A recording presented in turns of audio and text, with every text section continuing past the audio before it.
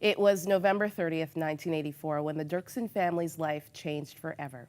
Their oldest daughter never returned home from school, and from that day forward, Wilma Derksen's narrative changed forever as she and her husband Cliff decided to make a countercultural choice to forgive.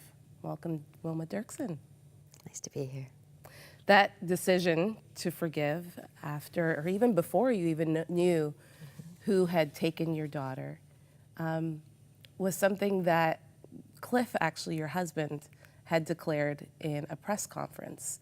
You were thanking everyone for the search of Candace, and a reporter asked you, what about the person that did this to your child?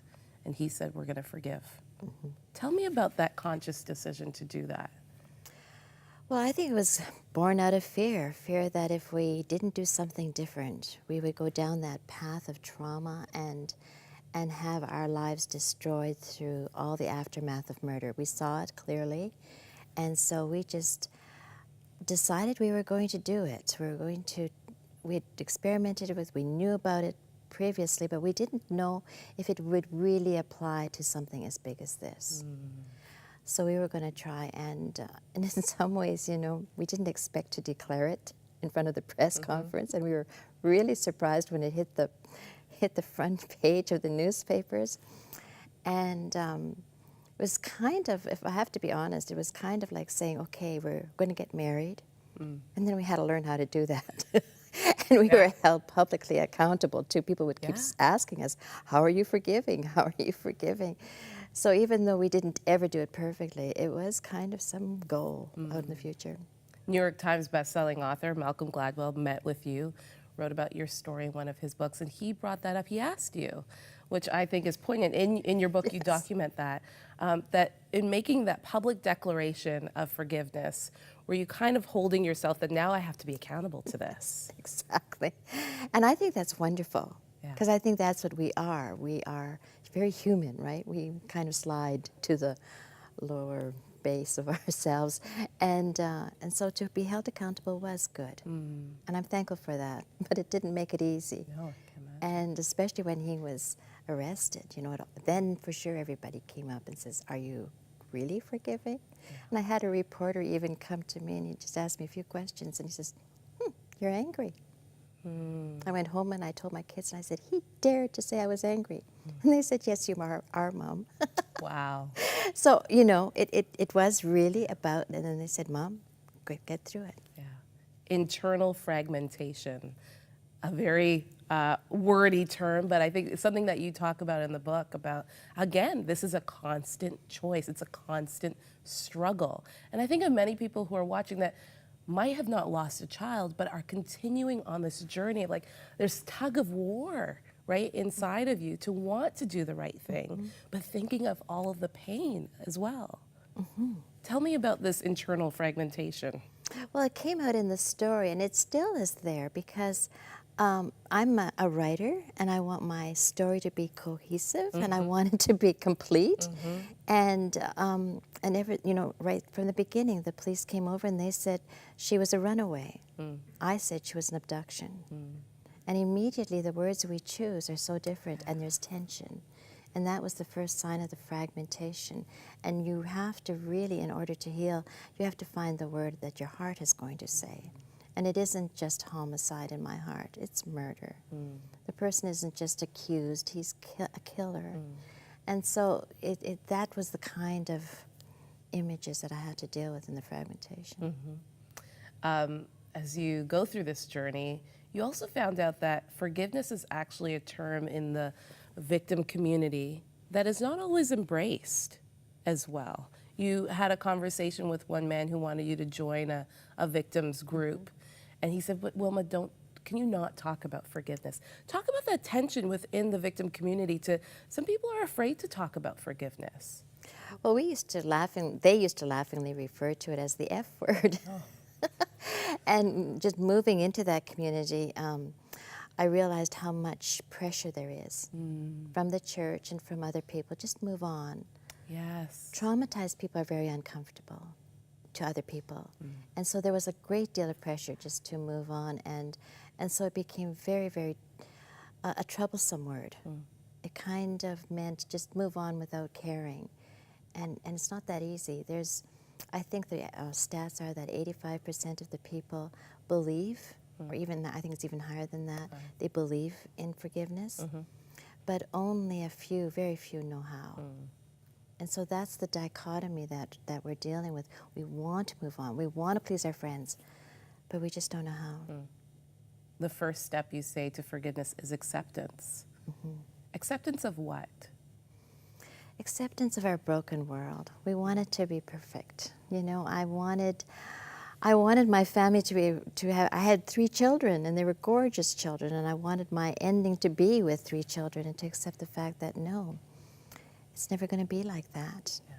And to sort of say, okay, this is what I want, and this, I have to let go of that. And in order to really move on, you first have to let go. You can't say, okay, I'm going to look and figure this out first, and then I'm going to go back and let it go. No, you've got to let it go, because that's only when you can see something new.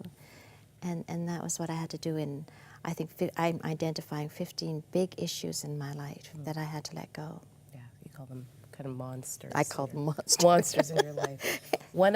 I told you in the green, one of the goosebump moments in this book, I'm going to try to say it without crying, because as a mother, I was just like, oh, I can totally relate with this, was the fact that you had gotten to this point where you were rushing around, you were working, you were volunteering, you were trying to, keep up with Candace's legacy and make sure people didn't forget her.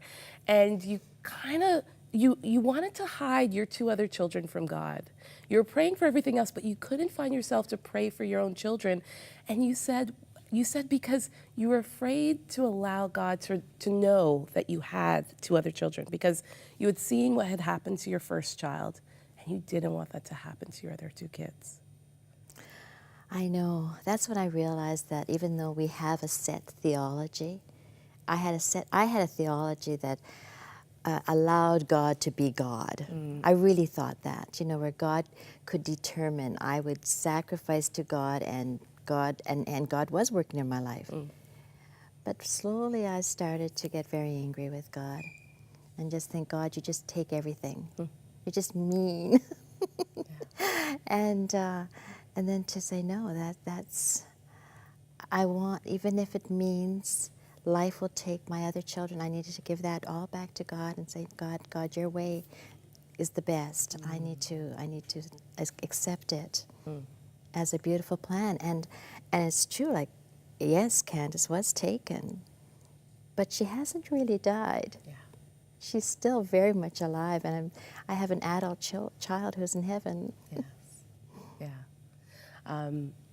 One thing that I absolutely love in this book as well is the fact that God woke you up one night, and the Sermon on the Mount was something that you kind of used throughout the book, and just, you speak of Jesus in this way of how he challenged you to actually even look at the person that did this to Candace in a different light.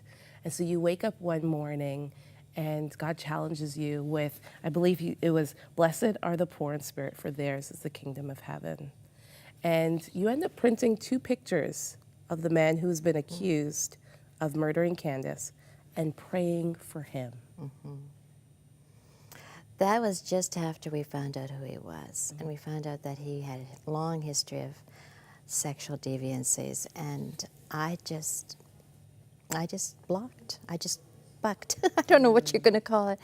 And I was actually ill.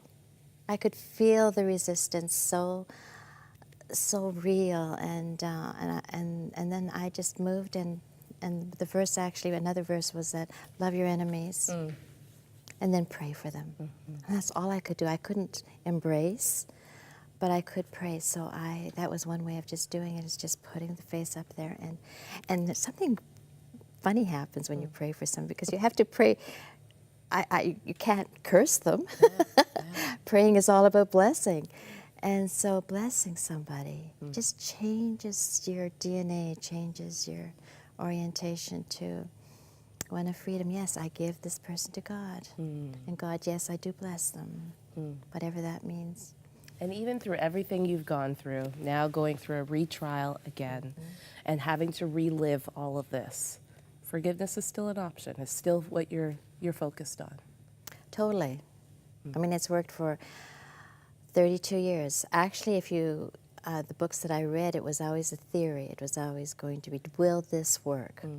Can forgiveness really be applied to something as horrific as the murder of a child? And so we were kind of experimenting. Will it work? And so now when we look back on it, we just are astounded. We're very, very grateful we chose it. And so I know that the journey to choosing is never straight for me. I don't get there quick. Yeah. It's always bumpy and there's always the unexpected issues. But it's something that's worked for us and we're not going to give it up now. Thank you so much, Wilma.